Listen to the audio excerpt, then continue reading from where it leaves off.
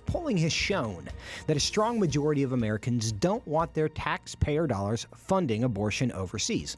And that's true regardless of how they feel about abortion. Despite this, President Biden revoked the Mexico City policy shortly after taking office and is moving to restore funding to the UN Population Fund, which is linked to coercive abortion and sterilization, especially in China. Not only that, the Biden administration is also calling for the U.S. to back pay the funds withheld during the Trump administration.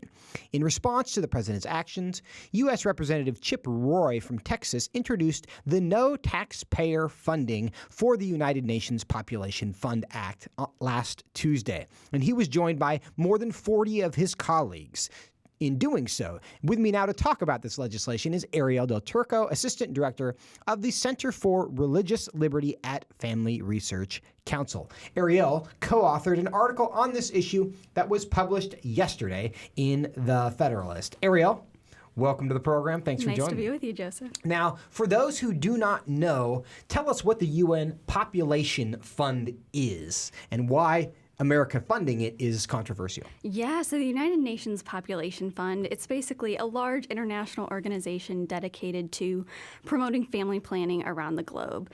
And specifically in China, they've been linked to the use of coercive abortion and coercive sterilizations, as you said. So that's clearly a problem for American taxpayers. Do we have any idea how much money China gets for this?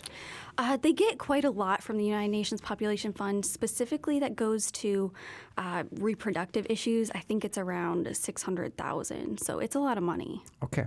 Now, why is this question coming up now? What makes the question of funding for China so special today? Yeah, this issue is actually more important than ever before because in January, Secretary of State Mike Pompeo issued a genocide determination on the Chinese government, saying they're perpetrating an ongoing genocide against the Uyghur people, specifically through their coercive sterilization practices in the Xinjiang region where the Uyghur people live. So that's a direct attack on their entire population, and it's one of the definitions of genocide.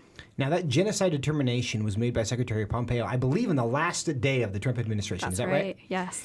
Has the Biden administration indicated agreement with that? Yes. So they affirmed the genocide determination. They agree that a genocide is happening in China. So I would really encourage them that if we believe a genocide is happening in China, we should not be tying our money in any way to it. And you make a fair point. That seems to make sense. So what is their response to this? Why are they trying to fund this if they agree that a genocide is taking place? Well, that's really what we're trying to draw attention to, is just the hypocrisy. If you want to punish China for genocide, don't fund it. I would love to see the Biden administration conduct a thorough review of what exactly the UN Population Fund is doing in China before they reinstate money to it. And we know that they want to do this. We know they want to give more money than ever before to the United Nations Population Fund. What kind of I know that the Chinese government has gotten a lot of attention lately because of their mistreatment of the Uyghurs. Is this connected? Is it a separate human rights abuse? Is this the issue? This is the most egregious issue. I mean, it's literally genocide, and a lot of legal scholars agree that that's the case. So this is just the pinnacle of China's human rights issues, but it points to many more. Okay. Now, China, a spokesperson for China's foreign ministry earlier today called the reports of crimes against humanity against the Uyghurs lies and false information, I guess the Chinese version of fake news. Do we know how they want the world to view their relationship with the Uyghurs? Well, they want us to think everything in Xinjiang is fine. I mean, the region's under a total lockdown, but really that's fine. About their forced sterilization practices, they've called it, we're liberating the Uyghur people from being baby makers. I mean, this is egregious and shameless stuff, but we know the truth. Well, they have a history of this. They still don't have a one-child policy. That was revoked, correct? To a two-child. To two-child. So, but they have a long history of kind of population control measures for the population generally. And are there other examples of them taking a specific ethnic group within China and trying to reduce that population?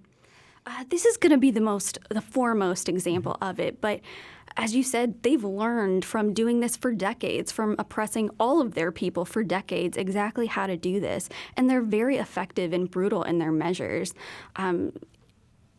Well, do you think that is this an indication generally that the Biden administration is going to be somewhat lenient on China with respect to these human rights abuses?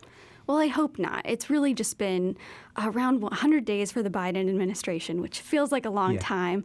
But we're really still waiting to see their foreign policy flesh out.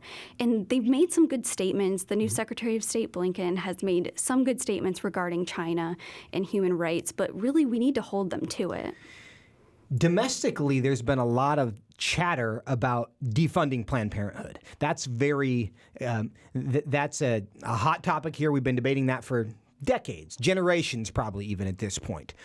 Do you think there's a parallel to be made? Because people argue we shouldn't be funding Planned Parenthood because of what they do, even if you're not directly funding an abortion.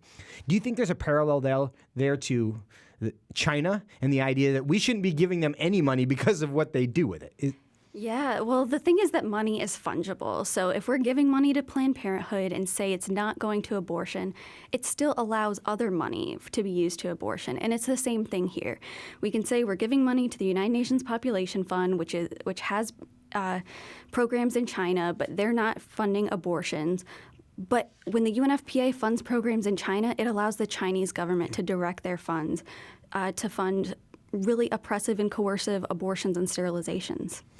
Do you have a prediction for how this is going to end? Are we going to successfully get this money cut off from the Chinese? I think it's going to be a battle, but I hope we're up to it. This is one worth fighting for. I definitely agree with you there, and I know our listeners do as well. Anything that people can be doing to help that happen? Pray and also contact your representatives and congressmen. Support Chip Roy's bill to block funds to the UNFPA. That's exactly right. And so, Arielle, thank you so much for your time being with us today.